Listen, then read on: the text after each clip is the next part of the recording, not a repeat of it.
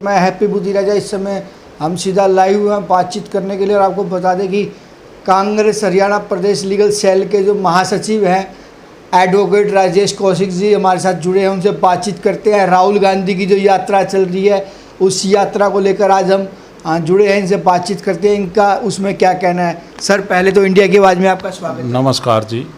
Sir ये जो राहुल गांधी जी की जो यात्रा चल रही है और आप लीगल सेल के प्रदेश महासचिव हैं, तो क्या मानते हैं कितनी सक्सेसफुल हो रही है ये यात्रा? सक्सेसफुल जैसे जनता का अपार समर्थन और भरपूर सहयोग हमारे राहुल गांधी जी को मिल रहा है, उससे ये लगता है कि बहुत जल्दी ही देश में बदलाव आएगा।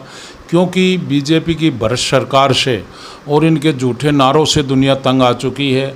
इन्होंने सबसे पहले तो सबका विकास सबका साथ जो झूठा नारा दिया है इस देश में, वो सभी 36 बिरादरी के लोगों के लिए हानिकारक साबित हुआ है।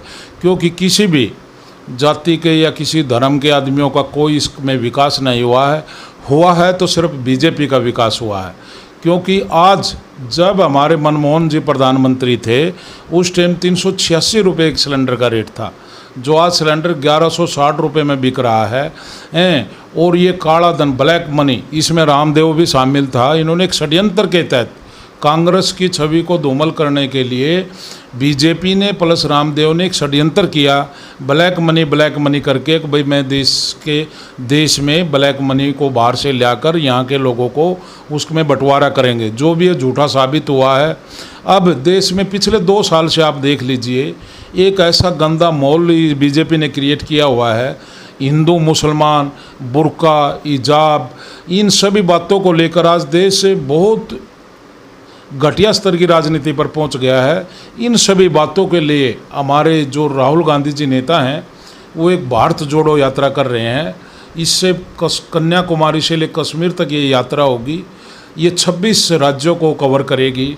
और जैसे कि हमारे 6-7 दिन में जो हमारे को भरपूर जनता का सहयोग और प्यार मिला है, उसके लिए हम देश की जनता का आभार व्यक्त करते हैं।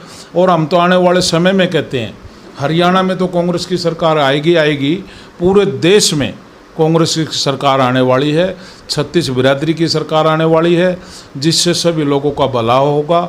आम जन को जैसे पहले की तरह आम जन एक अच्छा जीवन व्यतीत करते थे वैसे ही अब भी होगा।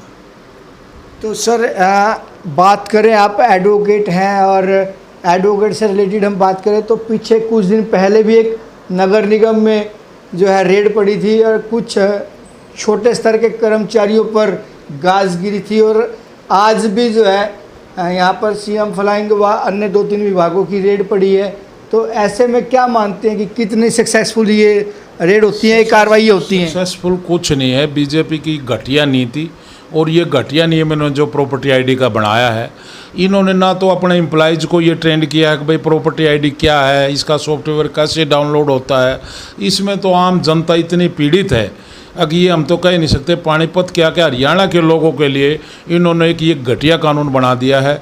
इससे लोग नगर निगम के चक्कर काटते काटते परिवार आखिर में दलालों के चक्कर में आकर 15 से 20 हज़ार रुपये एक प्रॉपर्टी आईडी के लग रहे हैं। रही बात घूसखोरी की, घूसखोरी तो ये बंद ही नहीं कर सकते। बीजेपी की सरकार में कांग्रेस की उपेक्षा 3 गुना रिश्वत बढ़ी हुई है।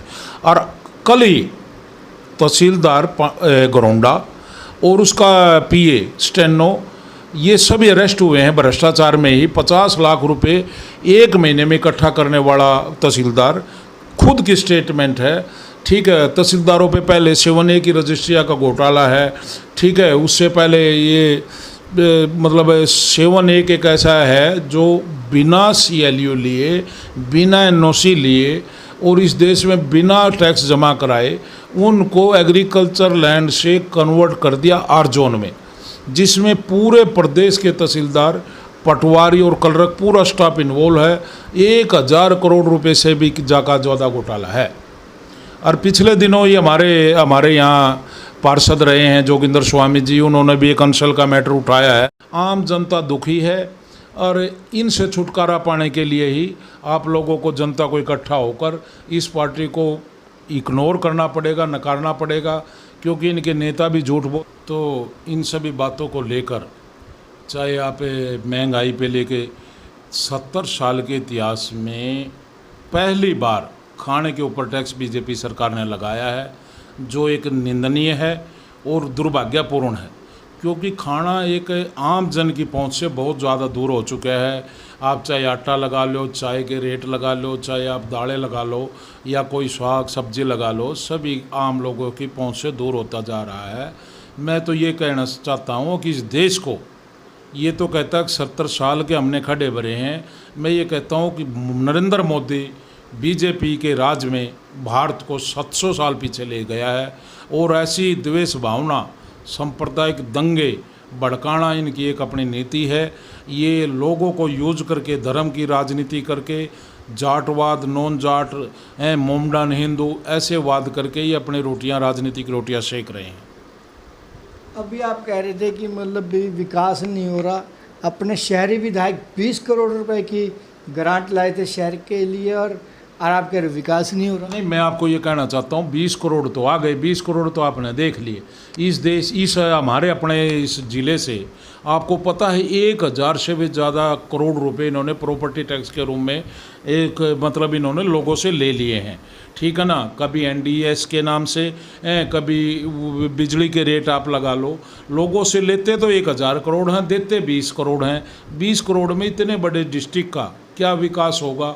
आप गंदे नालों की सफाई लगा लो, बारिश के टाइम में आप पूरे पानीपत की गलियों में जो जाम होता है, पानी भरा रहता है, उन सभी बातों को देख लो। 20 करोड़ में क्या विकास होगा। 20 करोड़ में तो एक लंबी सड़क भी नहीं बनती आज के टाइम में। तो आना तो चाहिए 200 करोड़ रुपए। जब ये नगर निगम 1000 करोड़ रुपए प्रॉपर्टी टैक्स के रूप में ले रहा है, तो उसमें 20 करोड़ की क्या अहमियत है। तो मैं तो नहीं मानता 20 करोड़ में से हमारे ज़िले का विकास हो जाएगा। सब झूठ पे झूठ की राजनीति चल रहे हैं। आज तक नगर निगम का भ्रष्टाचार और वहाँ के कलरक इनसे काबू नहीं आए हैं। आगे ये देश को क्या लेके जाएंगे। एक LDC कलरक इनकी काबू नहीं आ रहे हैं, अफसर तो क्या काबू आएंगे। तो भाजपा सरकार जो है टोल मुक्त भ्रष्टाचार के जो नारे लगाती है, और ये कहीं ना कहीं सुनने में भी आता है कि MLA ईमानदार है, MP ईमानदार है, तो फिर भ्रष्ट कौन है। ऐसा है, मैं तो आपको पहले भी कह रहा हूँ 200 करोड़ रुपए का अभी पीछे घोटाला MP के जुडिक्शन में ही पकड़ा गया था करनाल में। वो CM सिटी भी है और करनाल से MP हमारा MP भी हैं, हमारे भाटिया साहब। ठीक है, अगर ये मान लो सारे दूध के धुले हुए हैं, तो ये एक बार ये पहले भी ये आज तहसीलदार घरौंडा पकड़ा गया है, ये भी इनकी जुडिक्शन में ही है। इनके कार्य क्षेत्र में एक तहसीलदार 50 लाख रुपए की खुद मान रहा है। अब भाई डेली मतलब हर महीने में 50 लाख रुपए इकट्ठा करता था, आगे वो बढ़ते थे। तो इन पर लगाम लगाई जाए, इनका दूध का दूध पानी किया जाए। कौन को जाता है, कौन ऊपर पहुंचते हैं, कौन नहीं पहुंचते हैं। ये पिछले दिनों भी नवीन जैन ने ऐसे बुजुर्ग आदमियों का मैटर उठाया है पेंशन कटने का। 1176 आदमी ऐसे हैं जिन्होंने इनको मरा हुआ घोषित कर दिया है। एक PPA सिस्टम ऐसा बनाया जिसमें किसी की इच्छा हो पेंशन डाल दी, जिनकी इच्छा हो काट दी। तो ये कोई सिस्टम ही नहीं है, नहीं कि खुद समझ में नहीं आ रहा है। फिर आप लगा लो हरियाणा के स्कूलों की दुर्दशा। हरियाणा के 800 से भी ज़्यादा स्कूल सरकार ने बंद कर दिए हैं। वहाँ टीचर नहीं हैं, वहाँ उनकी बिल्डिंगें कंडम है। शिक्षा स्तर भी इन्होंने बहुत ज़्यादा गिरा दिया है। मैं तो यही कहना चाहूँगा आप लोगों के माध्यम से, अब बीजेपी के सरकार में हरियाणा बहुत पीछे जा चुका है। इसको ठीक करने के लिए सभी 36 बिरादरियों का प्यार सहयोग चाहिए। कांग्रेस पार्टी को मजबूत करें, ठीक है। कांग्रेस राहुल गांधी की नीतियों पर चल के इस देश को आगे बढ़ाने के लिए कांग्रेस का साथ दीजिए। धन्यवाद, जय हिंद। तो ये थे हमारे साथ कांग्रेस प्रदेश महासचिव लीगल सेल के जो है राजेश कौशिक एडवोकेट जी, जिन्होंने राहुल गांधी की रैली को लेकर जो है और शहर में जो भ्रष्टाचार व अन्य मुद्दों को लेकर बातचीत की है। मेरी उन दर्शकों से भी अपील है कि इस खबर को जो दर्शक देख रहे हैं, अपने कमेंट बॉक्स में जाकर वह लोग भी अपनी राय लिखें कि उनकी अपनी राय क्या है। अपने सहयोगी के साथ मैं हैप्पी बुद्धि रजा, खास रिपोर्ट।